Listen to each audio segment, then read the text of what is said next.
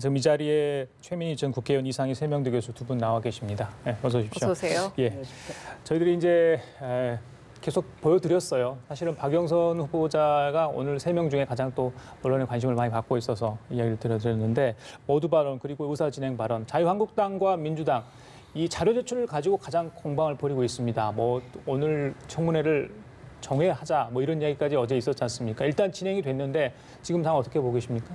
우선 홍일표 위원장님이 좀 편파적이신 것 같아요. 보통은 그러니까 여야가 번갈아 가면서 한 명씩 질문을 하는데 뭐 자유한국당 쪽은 2명 주고 뭐 이런 식으로 저렇게 19대 때 저희 경험으로는 저렇게 하면 아주 난리가 났는데 요새 민주당 의원들이 좀 되게 차분하신 것 같고요. 그다음에 자료 제출의 경우는 그러니까 늘 저게 문제가 됩니다. 그런데 사생활 침해의 범위까지 들어가면 곤란하죠. 그러니까 아까 아픈데 그거와 관련한 자료를 내라고 하는 부분 같은 건 무리하다고 보입니다. 그러나 나머지 자료는 제출해야 되지 않을까요? 확실히 벼르고 왔다라는 게 느껴졌던 대목이 시작부터 첫 의사진행 발언에 있어서 영상도 재생을 해가면서 자료 제출을 하지 않았던 부분에 대해서 굉장히 좀 언성도 높였던 것 같아요. 어떻게 보셨습니까? 일단 뭐 복수혈전, 외나무다리 뭐 이런 걸 좀 연상시킨 듯한 그런 느낌이 없지 않아 듭니다. 좀 감정이 좀 깔려 있지 않나라는 생각도 들고요. 물론 이건 뭐 사적인 의견인 것 같습니다만 실질적으로 인사청문회에 대한 부분들은 자료 제출에 있어 그 부분만큼은 굉장히 성실하게 해야 되는 건 사실입니다.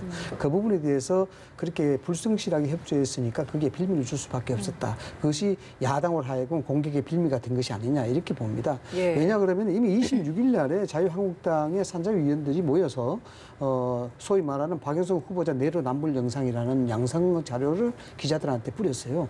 이것이 뭐냐면 자료 제출을 안 하고 있다. 즉 청문회에 대하는 태도 자체가 비성실하고 본인이 지금까지 해왔던 의정 활동과는 전혀 상반된 것이다라는 겁니다. 그런데 재밌는 것은 이 자료 제출에 대한 성실하지 못했다는 그런 부분이거든요. 이건 이제 다른 식으로 해석하자 그러면은 궁극적으로 자료가 없으니까 이 청문회 자체를 할 수 없다. 라는 것을 내포하는 그런 부분입니다. 뭐 여러 가지 이제 의미를 해석할 수 있겠습니다만은 지금까지 인사청문회가 야당의 입장에서는 그다지 뭐 큰 임팩트가 없었습니다. 소위 말해서 실익이 크게 없었다고 봐야 되겠죠. 그렇다 그러면은 오늘 청문회에 대해서는 박영선 후보자에 대한 부분들은 집중적으로 공세를 강화함으로써 이 청문회에 대한 부당성 그리고 후보자 선정에 대한 인사의 부당성 이 부분을 좀 열어시키겠다는 한국당의 전략이 다분히 있다라고 이제 해석이 박영선 후보자 같은 경우에는 왜 이렇게까지 자료를 제출하지는 않은 걸까요? 그럼? 좀 물론 뭐 개인의 사정이 없지 않아 있겠습니다만은 근본적으로 말씀을 드렸다시피 자료 제출을 해야 되는 겁니다. 그래서 좀 불가피한 그런 자료가 있다 그러면 여기에 대해서 사실상 좀 소상하게 설명을 해야 되는 부분들이 있고요. 있는데 근본적으로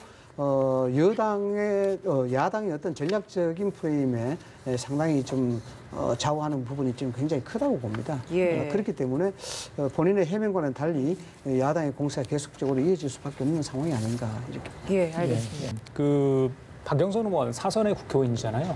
과거 17대부터 이제 내리하셨는데 글쎄요, 이 인사청문회도 여러 번 나와가지고 아까 잠깐 영상을 통해 볼 수 있었습니다만 청문회를 어떻게 한다는 거 누구도 잘 알고 있잖아요. 그죠? 그러니까 방패도 어떻게 써야 되는 걸 잘 알 것 같습니다. 그리고 이 청문회라는 게 청문회를 하고 여야가 청문 보고서를 채택해주거나 뭐 해주면 좋지만 안 해주더라도 대통령께서 일정 시간이 지나면 임명을 할지 말지 결정을 하시거든요. 그러니까 그런 시스템을 가장 잘 알고 있으리라고 보고 그다음에 박영선 의원이 지난 청문회들에서 송곳 검증을 한 건 잘한 겁니다. 그건 국회의원으로서 역할을 잘한 거고요. 그 기준에 맞게 본인의 도덕성을 요구하는 야당 의원들도 사실 그 자세도 옳은 거죠. 그래서 제가 아까 자료 제출 요구 중에 보니까 뭐 적십자 회비 제출 내역 같은 것은 뭐 낼 것 같고요. 좀 착오가 있지 않았을까 싶습니다. 그리고 나머지 것들은 이게 뭔지를 사실 보고 계시는 국민들께서도 왜 저게 문제가 되지? 잘 좀 애매한 것들이 있었던 것 같습니다. 그래서 청문회라는 게 늘 문제가 되는 게 도덕성 검증하고 전문성 검증, 업무 능력 검증을 하는데 도덕성 검증에서 그 이후로 나가지 못하는 부분은 참 아쉽고 지금 이제 사실 저도 예전에 청문회를 많이 이렇게 해봤는데 제3자로서 지켜보니까 그때는 국민들께서 국회 싸우지 말라 그러고 막 그랬는데 왜 그러지? 나는 일을 잘하는데 왜 싸우지 말라고 하지? 이런 생각이 컸는데 네. 이렇게 한 발 떨어져서 보니까 진짜 싸운다는 느낌을 주고 좀 청문회 왜 국회의원들이 저렇게 일을 하지? 그런 느낌을 갖게 됩니다. 그래서 조금 내용을 가지고 얘기를 했으면 좋겠어요. 보시면요. 중소벤처기업 장관 후보자 박영선 후보자 인사청문회인데 바른미래당 이현주 의원이 의사진행 발언을 하고 있는 것 같아요. 저기 목소리를 들을 수 있을까요? 저희가 성명도 내고 위원장님께 말씀을 드렸어요. 이거 이렇게 자료 제출에 대해서 협조가 안 되면 청문회를 연기해야 되는 거 아니냐. 우리가 뭘 보고 검증을 하는 거냐라고 분명히 말씀드리지 않았습니까? 그런데 위원장님께서 이 연기하는 거에 대해서 협조를 안 해준 것에 대해서 매우 유감스럽게 생각하고 지금 예컨대 말입니다. 제로페이 사용 내역에 대해서 제로페이에 대해서 그렇게 말씀을 하시는데 아니 그러면 사용 내역을 달라라고 했더니 사례가 없습니다. 이렇게 되어 있어요. 사례가 없습니다. 이게 사용 내역입니까? 그리고 이 지금 그 외에도요. 3월 16일 날 보도자료를 통해서 정책 언론 플레이를 하면서 예전부터 중소기업 관련법 총 49건을 대표 발의했기 때문에 중소기업에 대한 전문성이 있다 이렇게 선전을 하셨어요. 그래서 과연 그게 뭐냐 전문성이 있는지 검증을 해야 되니까 그걸 달라고 그랬습니다. 그런데 그것이요. 어제까지도 안 왔어요. 어제까지도 하도 답답해서 우리 방의 의원실 보좌진들이 의원실 박영선 의원실까지 찾아가서 얘기했는데도 안 왔어요. 이게 도대체 자기가 본인이 대표 발의한 법안 내용에 대해서 주는 게 뭐가 그렇게 어렵습니까? 자료 굳이 찾지 않아도 그냥 다 얘기할 수 있어야 되는 거 아닙니까? 자기가 대표 발의했으면. 그리고요. 그래서 이거를 오늘 아침에 최 의원님, 이현주 의원은 박영선 의원하고 잘 어때요? 관계가 있죠? 예. 19대 때 이현주 의원이 민주당 후보로 공천을 받아서 광명에서 전재희 전 의원을 꺾고 당선이 됐고요. 그 박영선 의원과 가까운 사이로 알려졌고 그때 박영선 의원이 최고위원이었어요. 그러니까 이 장면은 참 정치가 비정하다는 느낌? 그리고 이제 같이 의정 활동을 했던 이현주 의원 요새 보면 참 뭐라고 드릴 말씀이 없습니다. 그러니까 저렇게 공수가 바뀌고 당이 바뀌고 이러면서 가장 가까웠던 두 사람이 저런 관계로 만나게 되니 참으로 정치가 변화무쌍합니다. 오늘 진영 의원도 이제 같은 시간에 있어요. 행안부 장관, 사선 역시 국회의원 출신. 그러니까 박영선 의원하고 두 명이 현직 국회의원 출신으로 장관 후보자가 됐죠, 지명이. 의원 불패 신화 청문회. 글쎄요. 물론 이제 임명이 강행될 가능성이 높다는 게 이제 대부분 전문가들이 그렇게 보고 있는데 어떻게 보십니까? 일단 지금 청문회를 통해서 나타나는 사안들이 어떤 사안들이냐 이걸 좀 주목해야 되는데 이런 것이 있습니다. 청문회가 지금까지 20년 가까이 진행이 되어 오면서 여러 가지 개정 절차를 거쳤습니다. 그 과정에서 상당히 많은 문제들이 쏟아져 나오고 청문회 절차가 바뀌어져야 된다는 그런 의견들이 굉장히 많죠. 그런데 이제 그런 과정을 거치면서 지금 청문회에는 일종의 내성이 생긴 게 있습니다. 이 내성이라는 것이 뭐냐 그러면은 어지간한 문제는 사실상 문제가 되지 않는다는 얘기죠. 쉽게 이야기하자면 부동산 투기라든가 위장 전입이라든가 이런 것들은 할 때마다 단골 소재로 등장하다 보니까 여기에 내성이 생긴 거예요. 내성이 생기다 보니까 지금 청문회를 통해서 본다 하더라도 뭐 여기에 희소 가치가 있을 만한 그런 소재가 있으면은 여론이 어느 정도 주목할 텐데 그런 소재가 없다는 점에서 이번 청문회가 또 다른 문제점을 갖고 있다라는 그런 점이고요. 예. 그다음에 이제 국회의원 불편 심한 자체는 이번에서도 저는 뭐 어느 정도 좀 통용이 되지 않겠나 이렇게 봅니다. 왜냐하면은 앞서 말씀을 드린 대로 이것을 넘어설 수 있는 소재, 넘어설 수 있는 아이템, 아이템이라는 표현이 좀 그렇습니다만은 그런 것들이 없기 때문에 실질적으로 이걸 가지고 낙마의 요건으로 삼기에는 좀 역부족이 아니냐 이런 생각이 좀 드는 겁니다. 국회의원 불패 신화도 그렇고 상임위에서 청문 보고서를 채택하지 않아도 결국에는 장관으로 임명이 될 것 아닌가라는 뭐 일상 속에서의 이런 인식이 생겨난 것도 사실이거든요. 때문에 이런 것도 과연 좋지만은 않을 것 같다라는 생각이 듭니다. 그러니까 뭐 좋다 싫다 이런 차원의 판단도 할 수 있겠지만 그거보다는 청문회가 2007년에 도입되잖아요. 그러니까 참여정부 때 박근혜 전 대통령이 한나라당인가요? 있을 때 이제 요구해서 이제 법이 통과되거든요.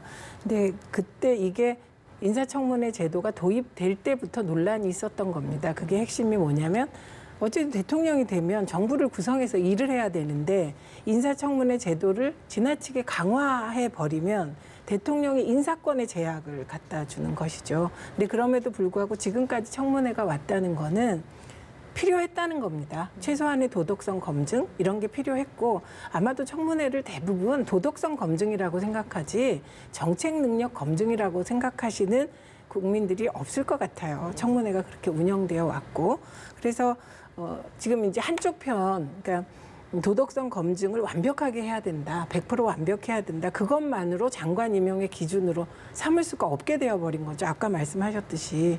그러니까 저도 개인적으로는 이렇게 그러니까 올라가면 올라갈수록 정말 무결점은 아니어도 국민들께서 저 사람 정도면 괜찮다. 이런 분이 제 기억엔 조명준 장관 하나였던 것 같아요.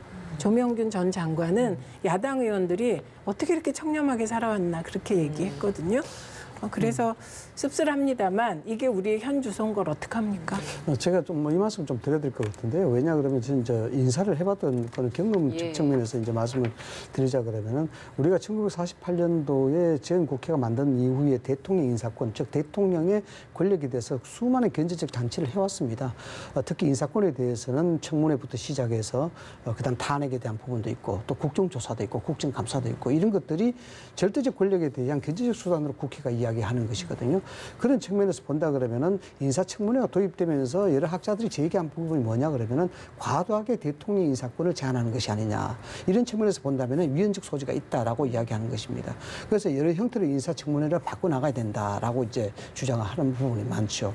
그러나 분명한 것은 그렇습니다. 그럼에도 불구하고 20년 이상 청문회가 이끌어왔다는 것은 그만큼 국민들의 요구도 있었고 거기에 대해서 부응하는 기류가 있었다라고 보는 겁니다. 그래서 오늘 이야기하는 대체적으로 자료에 대한 부실 그리고 그 과도한 자료를 요청했다. 왜 이 자료가 필요하냐라고 이제 이야기하는 것은 후보자적 측면에서 이야기할 소지가 아니다라는 겁니다. 왜냐 그러면은 당연히 장관의 후보자에 대한 부분들은 이 사람이 어떤 국정을 할 것이며 또 국정을 운영할 만큼의 적합한 자격 요건을 갖고 있느냐에 대한 부분이거든요. 그래서 그것을 검증하기 위해서 자료를 요청하는 건데 이 자료가 왜 필요하냐라고 묻는다는 것은 불합리하다라는 것입니다. 그래서 이 제도가 어떤 식으로 바뀌어지기 전까지는 청문회에 임하는 후보자라든가 또 거기에 대해서 요구하는 그런 조건에 대한 부분의 불만이라든가 이런 것들은 그런 어떤 대의적 측면에서 생각을 하고 이야기할 필요가 있다라는 겁니다. 일부 뭐 흠결이 있는 사람들이 뭐 후보자로 거론됐을 때 뭐 당연히 배제되겠죠. 그런데 저런 청문회에 엄청난 어떤 선거 검증이랄지 신상이 다 노출되는 상황에서 적격자라도 하고 싶지 않을 게 해서 계속 고사하다 보면 청와대에서 일부 나온 얘기처럼 정말 인물이 없을 것 같아요. 찾고 찾아도 당사자가 고사하다 보면 문제가 되지 않겠습니까? 네, 그러니까 이번에 장관 후보자 검증 과정에서 특정 부처는 10명을 검증했다는 거 아닙니까? 그런데 이래서 안 되고 본인이 싫어하고 뭐 이렇게 해서 결국은 이제 어떤 후보자를 했다는 건데 지금 말씀하신 게 맞습니다. 그리고 이제 보수 패널들이 이런 말씀하세요. 인재풀을 좀 확장해라. 보수 쪽으로 확장하면 되지 않냐 그러는데 제가 이전에 보수 정부에서의 청문회 경험으로 보면 보수 쪽으로 인재를 확장한다고 도덕성 문제 해결 안 됩니다. 오히려 그쪽이 아무래도 이제 기득권 쪽이잖아요. 민주당 쪽은 좀 상대적으로 인재풀이 뭐 재산이나 이런 거하고는 거리가 좀 있습니다. 특수한 경우에요. 재산이 많은 경우는. 그런데 그렇기 때문에 보수 쪽으로 확장하면 오히려 더 큰 문제가 터질 거고 사실은 진영 후보자의 경우가 이제 보수 쪽에서 탕평 인사를 대통령께서 한 거잖아요. 그런데 그분이 그러면 다른 후보들에 비해서 뭐 그런 부동산 문제가 없냐. 오히려 액수가 더 크거든요. 그래서 그런 문제도 아니고 그러니까 저는 개인적으로 조금 요새 좀 마음이 불편한 거 국민들도 그러셨을 텐데 야 이렇게 우리의 지도층이 직업적으로 일해왔나 이런 자괴감을 저도 솔직히 느낍니다. 예. 근데 제가 요 말씀만 좀 드리고 싶은데요. 짧게 부탁. 예, 짧게. 이 예담으로 보면 600년 전에도 이런 일이 있었습니다. 뭐냐 그러면 고려시대 때 사람들은 조선시대 때 중용을 하지 않았어요. 그래서 세종이 인재를 쓰에 있어서 굉장히 고민을 했습니다. 그래서 세종실록에 그런 얘기가 나옵니다. 팔도에 인재가 많으나 내가 쓸 사람은 없다라는 얘기를 하거든요. 그래서 이제 세종이 묘안을 낸 게 과거 시험을 통해서 전국의 인재를 등용하는 법을 이제 시험 문제를 냈어요. 거기에서 이제 강희맥이라는 사람이 문제를 답을 아주 잘 써서 그래서 두루두루 인재를 고용했다라는 건데 인재 확장에 대한 풀을 넓히라고 이야기를 하시니까 제가 어떤 생각이 나서 말씀을 드리는데 예. 사실 지금의 인사청문회 제도는요 거기에 대한 법적인 절차가 취약합니다. 뭐냐 그러면은 대통령이 인사청문회 절차를 거쳐서 부적격에도 불구하고 임명할 수밖에 없는 그런 조항들이 있거든요. 물론 뭐 국회에 통과를 해야 되는 직도 있지만은 이런 것들이 있다 보니까 법적으로 강제성이 크게 없다 보니까 여론전에 치중하는 그런 성향이 굉장히 강합니다. 그래서 지금 오늘 박영선 청문회라든가 이런 청문회들도 그런 여론에 얼마만큼의 비중을 두고 여론의 비난을 받고 여론의 포커스를 받느냐 이것이 청문회 통과에 대한 아주 주요한 목적이 될 수밖에 없는 그런 현실이 되는 것이죠. 예. 최님께서 지도층 도덕성 말씀하셨기 때문에 뭐 관련이 없다 하지 않겠습니다. 전 정부에 있었던 일이죠. 김학의 전 차관 재수사 관련 얘기 잠깐 하고 가겠습니다.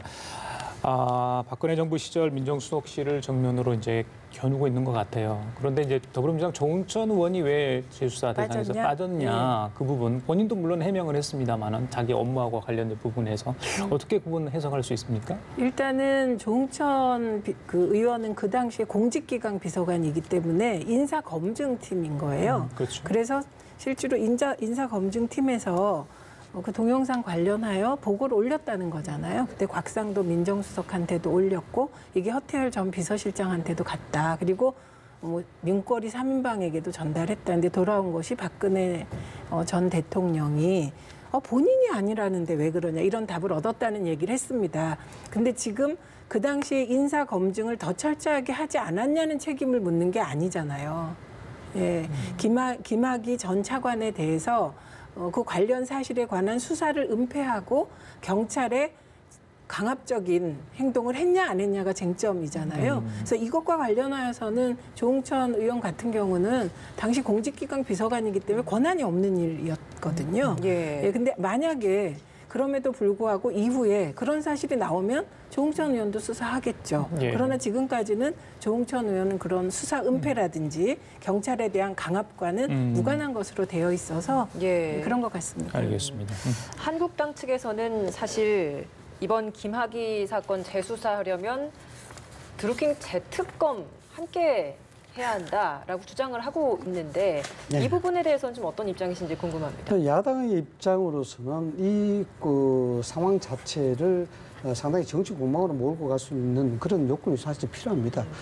물론 드루킹에 대한 특검을 했었는데 다시 재특검하는 경우는 없습니다만 예. 실질적으로 드루킹에 대한 그 사안의 중대성에도 불구하고 이 문제가 조금 약간 흐지부지해지는 듯한 그런 느낌도 있고 야당의 입장으로서는 이게 상당히 중요한 전국의 현안임에도 불구하고 이걸 다시 되살려 놓을 수 있는 그런 방법들, 대안들이 필요한 것이죠. 그런 측면에서 본다 그러면 지금 김학의 전 차관의 수사 역시도 야당의 잣대를 보면 이건 정치적 공방에 정치적 전략에 의한 것이라고 이제 해석을 할 수가 있는 것입니다. 예. 궁극적으로 뭐 법적인 위법 사실에 대해서는 밝혀질 것입니다만 이 사건으로 말미암아 연루되는 사람들이 한국당 사람들이 거론되고 있고 또 그로 말미암아 한국당은 상당히 부도덕한 도덕성을 가진 그런 사람들이 있는 당 이런 형태로 낙인이 찍힐 그런 가능성이 있단 말이죠. 그러면은 정치 전략적 측면에서 이것을 상당히 대등한 대립적 관계로 몰고 가려고 그러면은 그게 필요적 수단이 가장 만족스러운 것이 드루킹이라는 겁니다. 드루킹을 들고 나와야만이 이 사안에 대해서 진실된 조사도 해야 되고 또한 이 정국에 대해서 대립각을 세워야 되고 그런 측면에서 드루킹이 재특검을 요구하고 있는 것이죠. 정치 셈법적으로는 사실 이렇게 정치 공방으로 몰고 가는 것 알겠습니다. 한국당의 입장. 근데 딱 보시기에 단도직입적으로 이 사안이 정치 공방으로 가야 할 사안입니까? 일단 형법적으로 본다 그러면은 드루킹 사건 같은 경우에도 아직까지도 밝혀지지 않는 그런 사안들이 굉장히 많이 있습니다. 그런 상황에서 지금 검경 수사권 논란도 있는 상황이고 더군다나 정부 입김에 강하게 작동하는 상황에서 야당의 입장으로서는 드루킹 수사에 대해서 과연 이것이 잘 될까에 대한 의심을 거둘 수 없다라는 것이죠. 그런 측면에서 본다 그러면 이것이 정치권이 개입해서 이 문제를 여론화시키고 여론을 통해서 이 부분에 대해서 좀 더 합리적이고 깊이 있는 수사를 할 수 있도록 유도를 해야 되겠다라는 것이 야당의 입장인 것 같아요. 시간이 좀. 예, 말씀하십시오. 그러니까 우선 드루킹 특검에 대해서 밝혀진 것이 없다 이런 거 동의가 안 됩니다. 왜냐하면 김경수 지사가 현직 지사로서 지금 구속까지 돼 있는 상황이거든요. 그리고 수사를 많이 했고 허익범 특검이 수사를 했지만 사실 그때 엄청 조롱받은 거거든요. 새로운 사실을 못 밝혀냈다. 그럼 그때 못 밝혀낸 사실을 지금 뭐 재특검 불가능하지만 뭐 밝혀낼 수 있겠습니까? 없는 거를 어떻게 밝힙니까? 그래서 이건 순전히 물타기 정치 공방인데 저는 이 부분에서 자유한국당이 전략적인 실수도 했고 전술적인 오류도 범했다고 생각을 합니다. 우선 이제 황교안 대표가 뭐 그 중요성을 저희가 이해합니다. 자유한국당에 정말 제대로 된 민주적 절차에 의해서 대표가 2년 만에 생겼으니까 보호해야 되겠죠. 그리고 그런 대표가 연루됐다고 말하는 게 불쾌했겠죠. 그러나 김학의 사건 자체는 민주당이나 문재인 대통령께서 먼저 문제 제기한 게 아니고 언론과 국민들이 이 사건에 대해서 답을 하라고 요구해서 문 대통령도 답을 하신 거거든요. 그리고 김학의 전 차관이 차관일 때 황교안 대표께서 법무부 장관인데 알았냐 몰랐냐 묻는 건 당연한데 너무 미리 왜 황교안 대표에게 그러냐? 이거 야당 탄압이다. 이렇게 나옴으로써 국민들로 하여금 진짜 관련이 있는 게 아니야? 전략적 실수를 범한 거예요. 그때 그냥 김학의 사건 특검하자 먼저 제안했어야 되고요. 그리고 전술적으로는 특검을 들고 나오는데 드루킹 특검 이게 몇 번째로 지금 물타기로 나온 특검입니까? 처음엔 황운하 특검하자, 뭐 누구 특검하자 그러다가 다시 들고 나온 게 드루킹 재특검하자. 이게 법적으로도 불가능한. 이건 순전히 흔들기라는 걸 국민들이 다 아시는. 그게 물타기를 해도 제대로 해야 되는데 민주당은 잘 이제 못했죠. 특위를 설치하기로 했죠. 예, 특검에 대해서는 입장은 어떻습니까? 좀 부담스러우신지. 예, 어떻습니까? 특검 요구하고 있죠. 근데 그래요? 특검법은 아직 제출을 안 한 거죠. 왜냐하면 특검법을 제출하려면 민주당 혼자 하면 안 되니까요. 예. 예, 다른 당과 이렇게 의논도 해야 되니까. 예. 지금, 그래서 그러면 네. 특임검사나 특별수사팀을 꾸리는 그 부분에 대해서는 어떻게 보십니까? 특수부는 뭐 우리나라 특수부가 검찰의 특수부가 인상이 안 좋잖아요. 정치수사부 그래서 폐지됐다 생겼다 뭐 이렇게 했기 때문에 아니고 특임검사의 경우는 이게 검찰총장이 직접 특임검사를 임명하되 그 해당 문제되는 검사 이게 이제 검사 수사를 위해서 하는 거니까 그 검사와 관련이 없는 사람을 임명해서 특임으로 독립적인 수사를 하고 수사 결과만 검찰총장한테 보고한다는 겁니다. 그거는 검찰에서는 제시할 수 있는 안이라고 생각하지만 지금 국민적으로 검찰에 대한 신뢰가 땅바닥에 떨어졌는데 김학의 건으로 그게 수용이 안 될 것 같습니다. 특별수사팀은 전국에 있는 각 검사들 중에 그 일을 하들 차출을 해서 이렇게 특별수사팀을 꾸리죠. 그게 또 어떻게 독립성을 확보할 수 있습니까? 만약에 검찰총장이 그런 결정을 하게 된다면 사건 어떻습니까? 진행에 대해서는 총장한테 보고를 하되 그에 대한 재량권, 독립성 이건 이제 보장을 해주는 걸로 되어 있습니다. 문무일 총장 때도 뭐 강원랜드의 채용 비리 사건이라든가 그다음 성추행 진상 규명이라든가 이런 것들이 특별수사본부 형태로 이제 만들어진 것이죠. 그래서 이때 어떤 수사 형태가 될지는 두고 봐야 되겠습니다만은 검찰로서는 상당히 좀 곤혹스럽습니다. 왜냐하면은 이미 2차례나 수사를 했는 사안을 다시 덜쳐낸다는 것은 자기 부정이 되는 동시고 또 이것을 수사를 안 하자니 국민 여론을 무시하는 그런 태도가 되기 때문에 좀 곤혹스러운데 궁극적으로 특검 자체는 받아들이기 힘들지 않나 저도 그렇게 생각이 됩니다. 왜냐하면은 이것이 이제 정치적 공방으로 갈 수밖에 없는 사안이 되기 때문에 그런 거죠. 실질적으로 특검 검사 임명하는데도 여기에 시일이 굉장히 오래 걸릴 뿐더러 여기에 정치적 공방이 계속되게 되면은 이 자체의 사건 본질은 뒤로 빠지고 정치적 공방만 남을 수밖에 없는 그런 사안이 됩니다. 그렇다 그러면 뭐 특임 검사 임명도 사실 제도적으로 좀 불가능하기 때문에 가장 지금 효율적인 방법이 특별수사본부를 설치해서 수사를 하는 방법이 가장 효과적이다 이렇게 이제 떠오르고 있는 겁니다. 이 질문만 드리고 마칠게요. 곽상도 의원, 그러니까 전 민정수석이죠. 문재인 대통령의 딸 문제를 본인이 제기했기 때문에 보복을 하려고 하는 의도가 있기 된다. 그렇게 계속 주장을 하고 있잖아요. 그 부분은 어떻게 보세요? 곽상도 의원의 입장에서는 충분히 그럴 수밖에 없지 않겠나라는 생각이 듭니다. 첫 번째로 관련된 의혹에 연루된 그런 사람들, 관련 있는 사람들이 곽상도 의원뿐만 아니다라는 것이죠. 최동욱 검찰총장도 당시 1차 수사 때 검찰총장을 했는 사람이고, 또한 아까 말씀하셨습니다만 조홍천 의원 같은 경우에 제1차 게이트키퍼입니다. 이게 공직기관 비서관이거든요. 제1차적으로 여기에 대한 정보를 취합하고 거기에 대해서 보고를 할 수 있는 의무를 가진 사람이기 때문에 조사 대상은 되죠. 수사 대상은 몰라도 조사 대상은 충분히 됩니다. 거기에 대한 진위 여부도 좀 더 생각을 해봐야 되는 부분이 있어서 여기에 좀 불합리한 부분이 있지 않느냐. 그런 측면에서 본다 그러면은 굳이 이 대통령의 따님을 이야기하는 그런 과정에 있는 시기적으로 그런 상황에서 곽상도 의원만 표적으로 이렇게 재수사에 언급한다는 것은 충분히 정치적으로 의심할 수밖에 없지 않느냐라는 그런 개연성이 있다는 것이죠. 네, 뭐 혹시 덧붙일 말씀 있으신가요? 아니 그러면 곽상도 의원이 근거도 없는 다혜 씨에 관한 문제 제기를 한 사람이라서 당시에 민정수석이었는데 그럼 수사하지 말란 말입니까? 그러니까 저는 곽상도 의원이 강기훈 유서 대필 조작 사건에 검사였잖아요. 그래서 강기훈 씨는 지금 간암 투병을 하고 있는데 사실 이런 분이 국회의원을 하고 있는 게 말이 됩니까? 그런데 이건 뭐 별개의 얘기고 어쨌든 물타기도 이런 물타기 하시면 안 되고 그리고 대통령의 딸은 인권이 없습니까? 사생활이 없습니까? 아무 근거도 없이 대통령의 딸이라는 이름으로 이렇게 문제 제기하는 이 행태가 맞습니까? 저는 이 부분부터 곽상도 의원이 반성하셔야 된다고 생각합니다. 예, 알겠습니다. 뭐 감사원 감사 청구까지 해놨죠. 예, 최민희 전 국회의원 이상의 세명대 교수 두 분과 함께 들어봤습니다. 오늘 말씀 잘 들었습니다. 감사합니다. 고맙습니다.